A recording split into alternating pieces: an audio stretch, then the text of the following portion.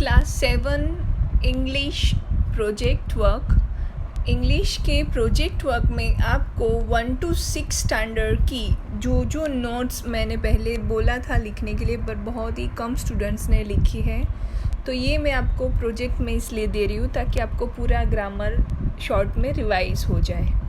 First chapter से लेके 6 chapter तक का प्रोजेक्ट में लिखना है। 7, 8 रिसेंटली ही हमने कंप्लीट की है, तो उसकी नोट्स कंपलसरी आपकी नोटबुक में लिखी होनी चाहिए ग्रामर सेक्शन में, और वो आपको मुझे होमवर्क में भी देनी है अगर आपको प्रोजेक्ट वर्क के पूरे मार्क्स चाहिए तो फर्स्ट चैप्टर हमारा फ्रेजेस एंड क्लोजेस था।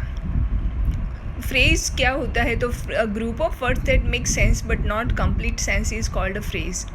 जितना भी मैंने अंडरलाइन किया है, यहाँ पे सिर्फ फ्रेज क्या होता है उसकी डिफाइन लिखनी है। अब किसी स्टूडेंट्स को कंप्लीट सेंस का मतलब नहीं पता होता है, तो जो आधा अधूरा सेंटेंस होता है उसको फ्रेज कहते हैं। कंप्लीट सेंटेंस क्या होता है कि उसमें सब्जेक्ट, बीच में वर्ब और लास्ट में ऑब्जेक्ट होता है, पर फ्रेज में ऐसा नहीं होता है। फ्रेज में 2-3 वर्ड्स होते हैं और वो पूरा सेंटेंस क्रिएट नहीं करते, पूरी सेंस क्रिएट नहीं करते हैं। फर्स्ट चैप्टर में आपको सिर्फ फ्रेज और फ्रेज के 3 kinds, noun phrase, adjective phrase, adverb phrase, उसके बाद क्लोज की डिफाइन। पॉइंट टू रिमेंबर भी है, a phrase can not contain a predicate. वो तो हमको पता ही है कि फ्रेज में न सब्जेक्ट न प्रेडिकेट होता है, उसमें सिर्फ 2-3 वर्ड्स होते हैं जो कंप्लीट सेंस क्रिएट नहीं करते हैं।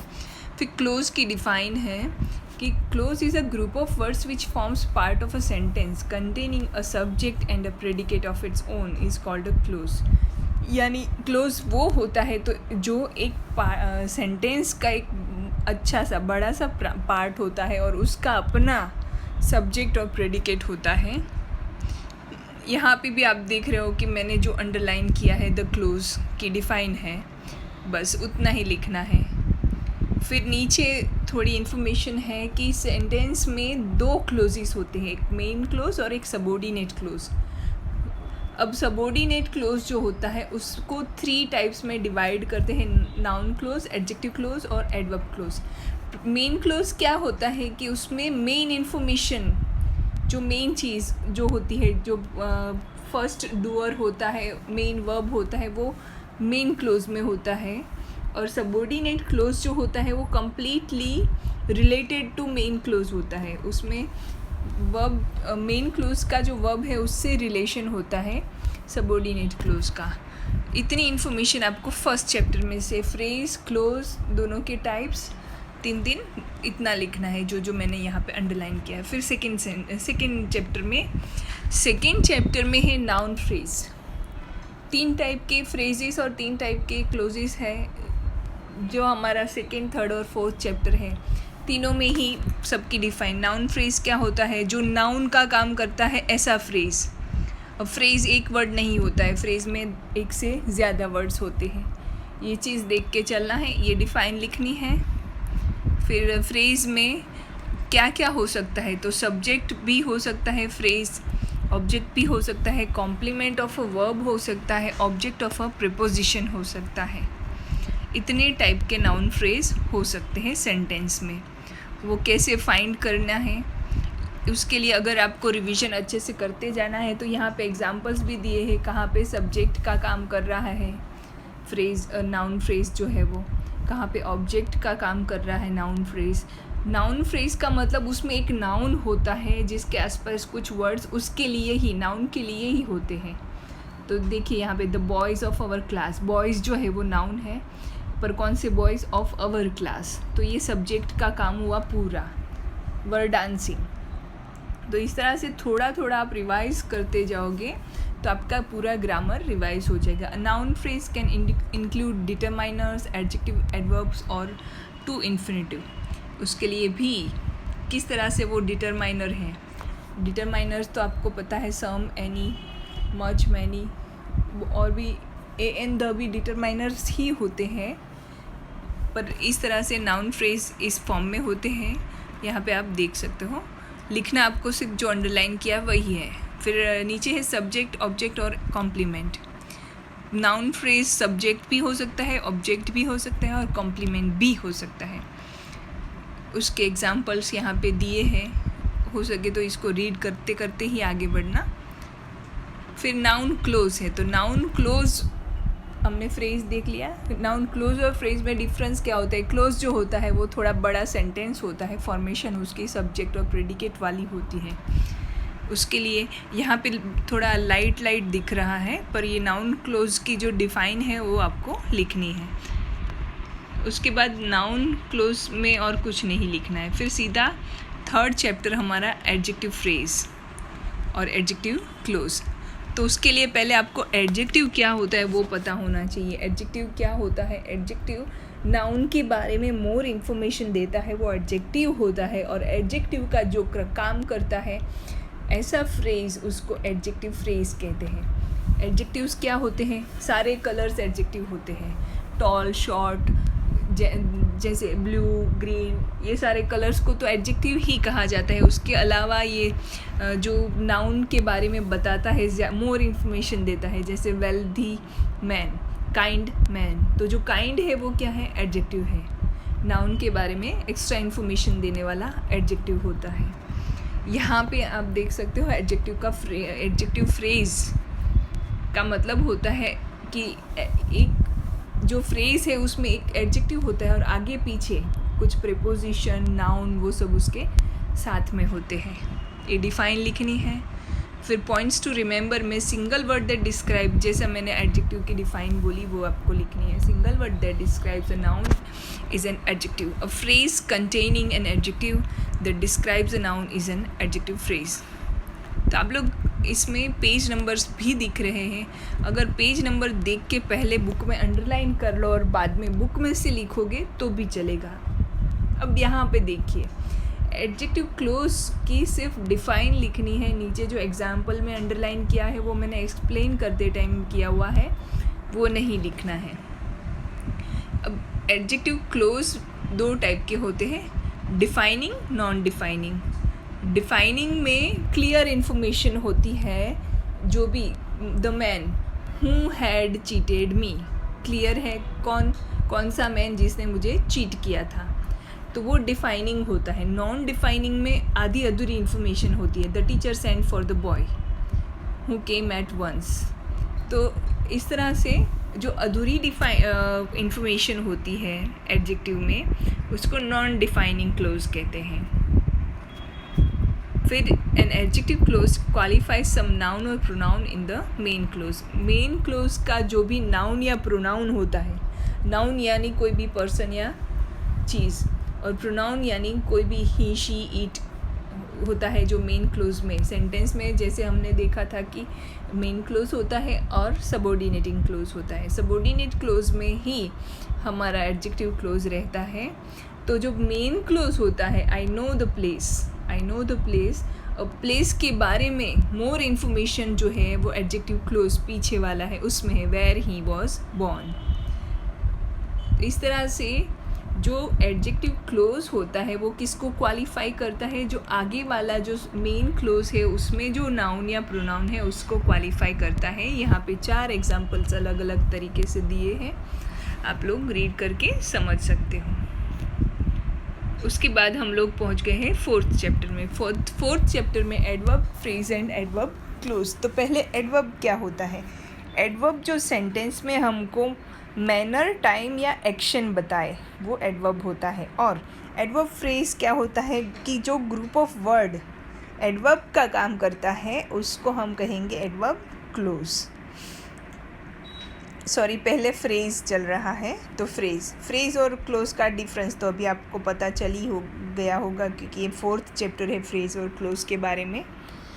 फ्रेज में थोड़ा 2-3 वर्ड्स होते हैं, क्लोज में एक बड़ा सा सेंटेंस होता है। बाकी दोनों के फंक्शन सेम ही होते हैं, दोनों ही काम एडवर्ब का ही करते हैं।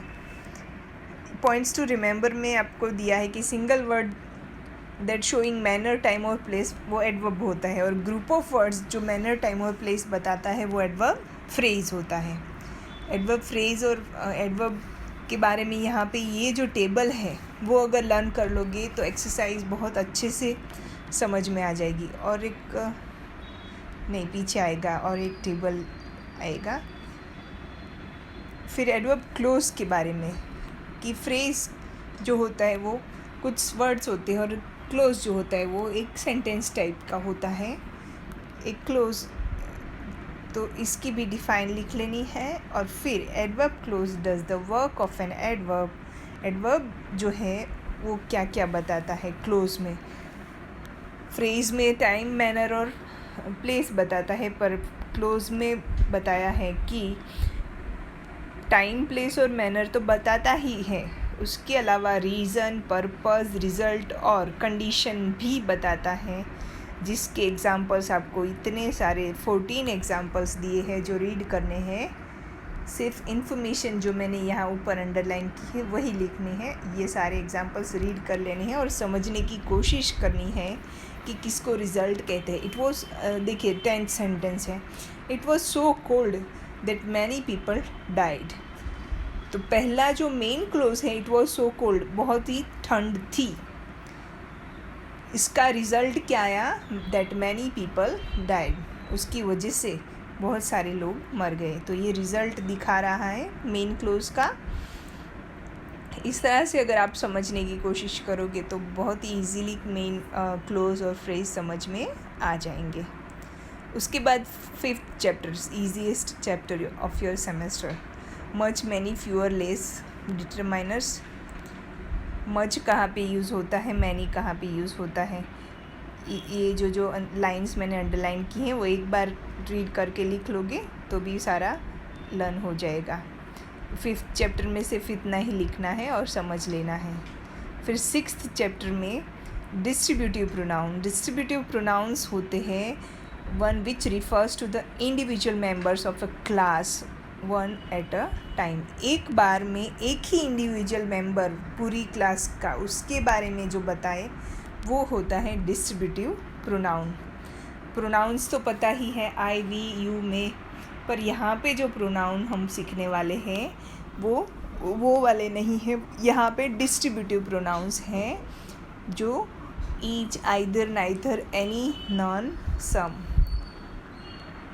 अब यहाँ पे पॉइंट्स टू रिमेंबर में हर एक का मतलब समझाया है कि ईच का मतलब क्या होता है। Each is use to denote every one of a number of persons और things taken singly.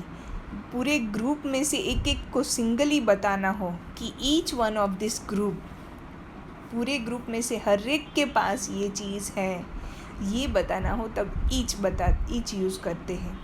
Either means one, neither means not the one. Either और नाइदर जो है वो सिंगल, एक पर्सन के लिए यूज़ होता है, और द अदर ऑफ टू, यानी दो में से किसी एक के बारे में बताना हो तब आइदर या नाइदर यूज़ होता है, आइदर पॉजिटिव में और नाइदर नेगेटिव में। ये बहुत ही ईजी है, पर एक बार दिमाग में बिठा लेंगे मीनिंग्स तो ज़्यादा समझ में आ जाएगा। Where more than two are spoken of any, no, one, none should be. When more than two are spoken, मतलब दो से ज़्यादा लोग के बारे में। ईच में हम एक ही सिंगल पर्सन की बात करते हैं, आइदर नाइदर दो में से एक की बात करते हैं, और जब दो से ज़्यादा हो जाते हैं तब any, no one, none should be used. Distributive pronoun becomes distributive adjective. Pronoun adjective कब बनता है, जब वो नाउन के साथ आता है। नाउन यानी गर्ल, बॉय, कुछ भी, मैन है, पीपल है, तो each girl, either way, neither boy, any man, some people.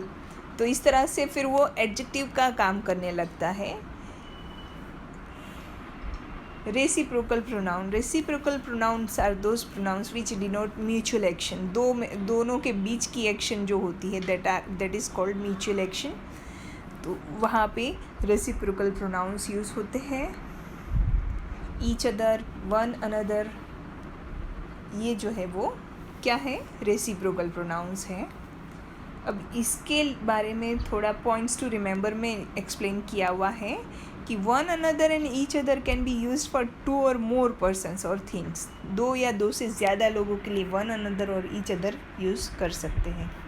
One another is usually preferred when there are more than two persons और, तो वन अनदर जो है वो नॉर्मली दो से ज़्यादा लोगों के बारे में बात करनी हो तभी यूज़ होता है।